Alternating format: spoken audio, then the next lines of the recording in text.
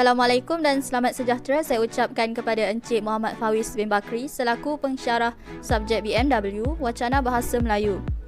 Saya Nur Ain Zulaika binti Kamarudin memegang kad matrik bernombor D2019-1088-307. Hari ini saya akan membicarakan tentang akibat daripada sikap mementingkan diri sendiri.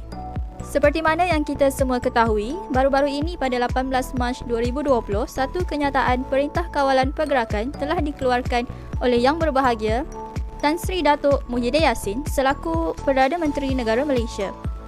Ini merupakan satu langkah pencegahan awal bagi menangani penularan wabak COVID-19 atau lebih dikenali sebagai coronavirus. Sejak Perintah Kawalan Pergerakan dijalankan, banyak aktiviti-aktiviti yang dihadkan untuk dijalankan seperti biasa oleh rakyat Malaysia. Antaranya pembukaan premis-premis perniagaan, pekerjaan bagi sektor awam maupun swasta dan juga penutupan sekolah-sekolah serta universiti awam maupun swasta. Rakyat Malaysia dikerahkan untuk sentiasa berada di rumah bagi memberi kerjasama untuk menjayakan Perintah Kawalan Pergerakan. Pada awalnya, semua masyarakat Malaysia memainkan peranan masing-masing dengan sentiasa berada di rumah dan menghadkan aktiviti-aktiviti di luar bagi menjayakan Perintah Kawalan Pergerakan ini. Dan kadar peratusan jangkitan wabak COVID-19 ini semakin berkurang hari demi hari. Namun begitu, 5 bulan setelah melalui Perintah Kawalan Pergerakan ini, tahap kerjasama itu semakin lama semakin pudar dalam masyarakat Malaysia ini. Sekarang kita berada dalam fasa PKPP iaitu Perintah Kawalan Pergerakan Pemulihan di mana semua aktiviti dan premis-premis perniagaan serta institusi dan sekolah telah dibuka seperti biasa namun harus mengikut panduan SOP yang telah dikeluarkan oleh pihak kesihatan. Namun begitu, hari demi hari sikap kerjasama yang diberikan oleh setiap lapisan masyarakat di Malaysia ini semakin pudar. Sebagai contoh, kita sebagai rakyat Malaysia yang bertanggungjawab hendaklah mematuhi SOP yang telah ditetapkan semasa Perintah Kawalan Pergerakan Pemulihan ini.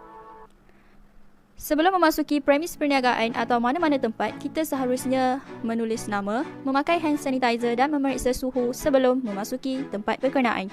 Ini adalah sebagai langkah pencegahan awal bagi menangani penularan wabak COVID-19 sekiranya ia kembali meningkat. Sikap pentingkan diri sendiri oleh segelintir rakyat Malaysia ini dapat saya terangkan menggunakan satu contoh di mana seorang wanita yang berumur lingkungan 60-an yang baru sahaja pulang dari luar negara telah diberikan satu gelang yang berwarna merah jambu dan diarahkan untuk kuarantin diri sendiri di rumah selama 2 minggu telah enggan mematuhi arahan tersebut.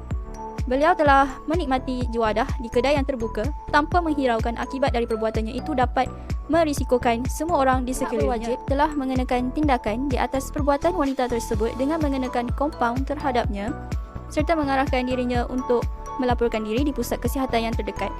Namun yang membimbangkan, wanita tersebut telah disahkan positif wabak ini iaitu COVID-19 dan ia merupakan satu perkara yang merunsingkan semua pihak yang berada di kedai terbuka tersebut. Berlaku di Ipoh Perak dan diharapkan supaya situasi ini tidak berulang lagi. Namun begitu, selepas permasalahan daripada wanita tersebut, timbul lagi permasalahan yang sama daripada individu lelaki di kawasan tempat ini. Menunjukkan betapa sikap pentingkan diri sendiri amatlah lemah dalam kalangan rakyat Malaysia sehingga sanggup menyukarkan kehidupan orang lain. Satu lagi situasi yang berlaku baru-baru ini di mana seorang individu wanita yang digelar sebagai Cik Nun telah mengamuk di pusat membeli belah terhadap seorang pengawal keselamatan kerana ditegur tidak memakai topeng muka.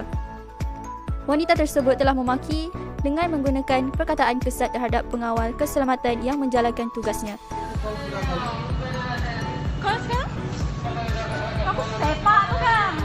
Sepatutnya kena sediakan mas. Dah habis dah lah. Budak.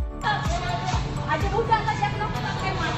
Budak kecil. Walau bagaimanapun, individu wanita yang bergelar Cik Nun tersebut telah diizinkan untuk memasuki premis tersebut walaupun tidak memiliki topeng muka. IKEA dengan Cik Nun. Tanpa perlu pakai mask. Beli mask, bawa mask tak perlu. Orang bagi free.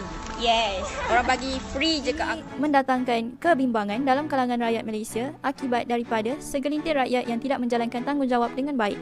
Sebagai rakyat Malaysia yang berhemah, kita seharusnya memiliki mentaliti yang sihat dan baik demi mempertahankan dan menyelamatkan negara tercinta dari sebarang ancaman supaya kita dapat hidup dengan aman dan tidak menyusahkan hidup orang lain. Perkara yang merisaukan sekiranya sikap pentingkan diri sendiri oleh rakyat Malaysia ini tidak berkurang adalah peratusan penularan wabak coronavirus ini semakin meningkat dan Perintah Kawalan Pergerakan terpaksa dijalankan semula. Ini menyebabkan aktiviti-aktiviti perniagaan, sekolah-sekolah, institusi terpaksa ditutup sebagaimana yang berlaku pada Mac. Lebih ramai penjawat-penjawat awam sama ada dari sektor kerajaan maupun swasta terpaksa diberhentikan kerja dan menjadi penganggur.